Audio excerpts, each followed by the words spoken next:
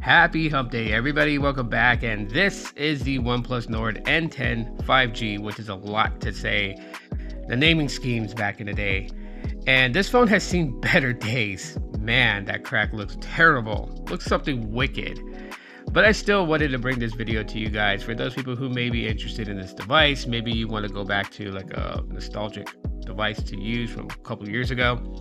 And the Nord N10 is definitely a phone that I would say to take a look at. However, to contradict myself, this is a phone that I would say that I wouldn't want people to really pick up now in 2025. You know, if you're going to be using it for a main daily driving device, and if you're a heavy power user, this is not going to be the phone for you.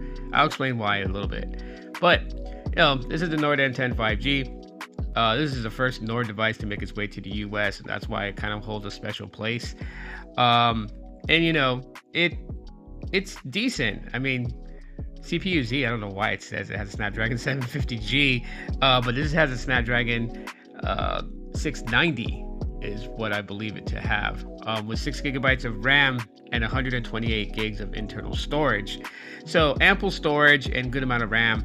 If you're gonna be doing basic tasks and stuff like that, maybe some light gaming, you probably could run some heavy games on this thing, but I would definitely think it would be a little bit of jittery and jank just happening while in the gameplay. Cameras are pretty good on this phone for the most part, but you will have to be patient when you're taking your photos.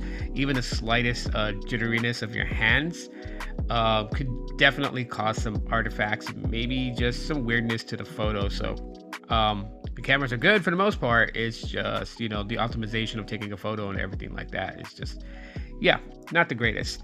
You got 3.5 millimeter headphone jack, Type-C port, speaker at the bottom. Good with that headphone jack because, I mean, for me, I wish phones still had them. I have Nakamichis and I would love to use them and listening to music, but go figure on that one. Everything is going wireless and whatnot. But yeah, display wise, 6.7 inch display. The phone is plastic built to emulate glass, and that's kind of weird. And yes, I know the back of the phone is fingerprint lore. Got it. Microfiber cloth on the table over there. I'll wipe it down later for the purpose of just making a video. Let's just move on. But you know, you got that fingerprint sensor in the back, no in-display fingerprint sensor. And it's running Android 11. That's the last software update that it got and didn't get anything more. But you could put a custom ROM on it if you want to bring it up to like something more newer. If you're more interested in having that OnePlus look and feel, I would say look for a custom ROM that is a port of, you know, Oxygen OS, and they ported it for the N10. So as you see here, more of the specs info on here. I like about this phone. I'll show you the specifications and the about device, and so that's pretty cool, including the camera sensors. Go figure.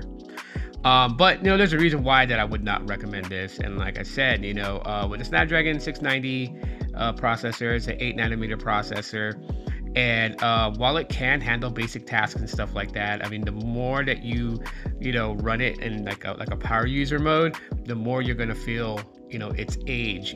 It's gonna struggle with that, and that's something that can't be avoided.